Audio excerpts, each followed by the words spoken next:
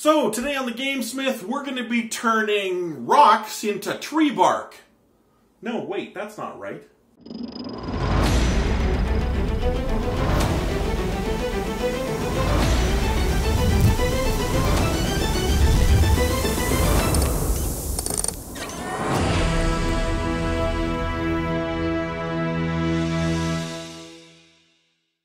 I was walking through the parking lot of a local grocery store one day, and I saw these pieces of bark scattered around these planters. And I thought, I bet I could turn those into rocks. What I ended up doing was scooping up a bunch of these in order to see if I could turn these into rocky terrain. I'm sure I'm not the first person to think of this, but I thought I would take a stab at it. Any size and shape will do, but make sure if you're using this to collect more than one at a time. Next, we want to wash our tree bark in soapy water. So we can scrub our bark with a nylon brush. Simply soak the bark and use the brush to get into the cracks and crevices. Not only do I want to remove the dirt, fungus, rocks, and insects, but also any fragments that are hanging on the sides that can be easily removed.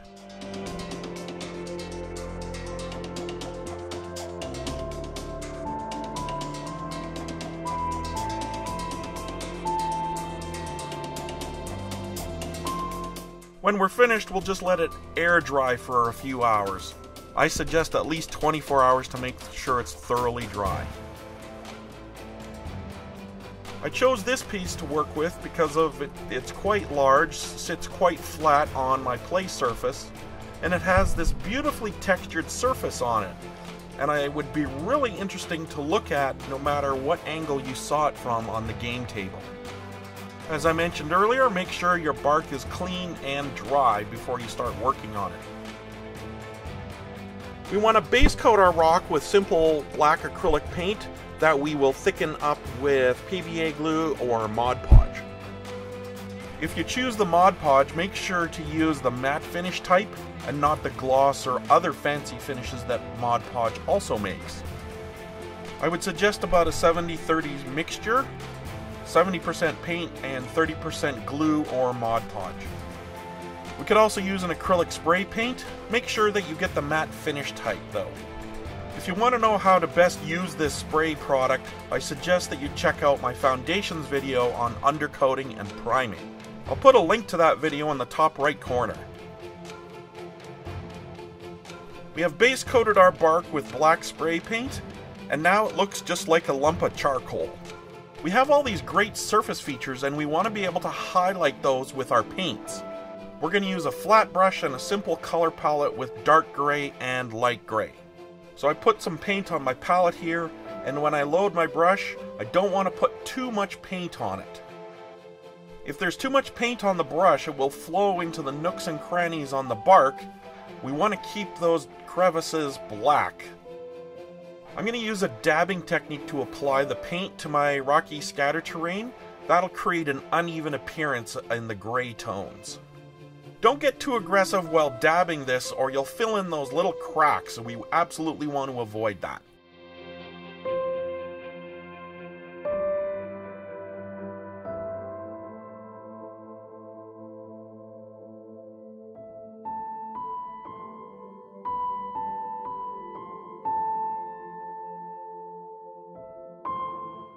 When you're finished, make sure this layer of paint is dry before you start on the next one. Next, you'll notice that the gray I applied has gotten darker. That's because our base coat underneath has darkened it. As a result of the darkening, you may find that the gray color disappears somewhat, and you want to add another layer of dark gray in random spots in order to bring that color out. Just target a few locations, typically the highest surface features on the build.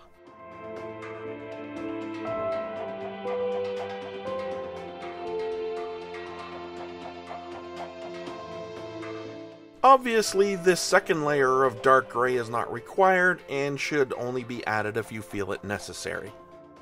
After drying, we switch to the light gray paint and we repeat the process that we completed with the darker gray.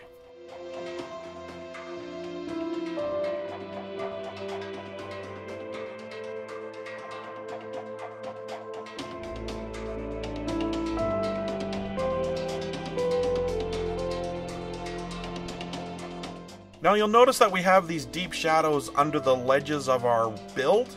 Make sure you don't get any light gray in these areas. We don't want to spoil our shadow effects.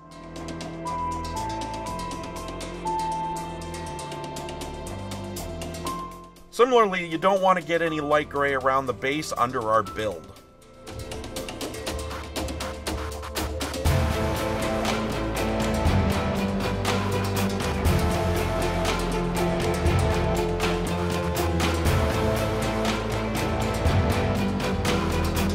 After everything is thoroughly dried, we can see our lighter gray has darkened because of the undercoats, and we still have these dark cracks in our rocky surface. Our last painting step is to add a dry brush layer of white acrylic paint. We put very little paint on our brush and remove as much as we can and drag our brush very lightly over the highest surface features on our rock. For a detailed tutorial on dry brushing, check out my Foundations video on dry brushing, and I'll put a link in the top right corner for you.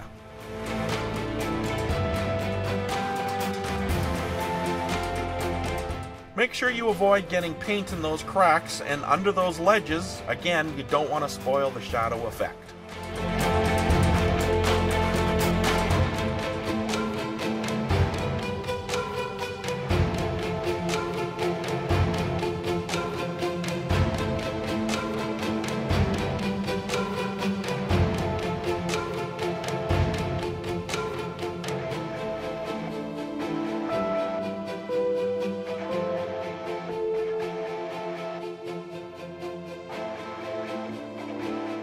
Now once the paint dries, we have a table-ready rocky terrain piece.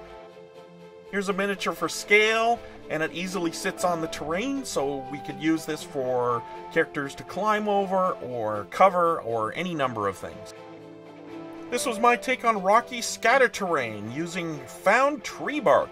If you have any suggestions on other materials that I could use to create artificial rocks for my game table, I'd really like to hear from you in the comment section down below. And if you found anything useful in this video today, please give us a thumbs up so the gladiators don't get us. And just as an FYI to those who watch the whole video, our next video is going to be working on a more advanced version of this basic build. Until next time, I'll see you at the table.